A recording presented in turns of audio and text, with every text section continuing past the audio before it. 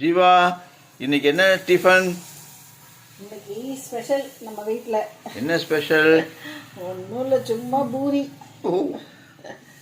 Super. பூரியும் கிழங்கு இல்லை, அதனால் ஒரு குருமா, வெஜிடபிள்ஸும் போடாமல் ஒரு தக்காளி குருமா. எங்கே காட்டு? பார்க்குறேன். பூரி பண்ணிவிட்டேன். பூரியெல்லாம் முடிச்சிட்டியா ஓரளவு? சரி சரி, ஓகே ஓகே. ஆவி பறக்குது பாருங்க. தக்காளி குருமா.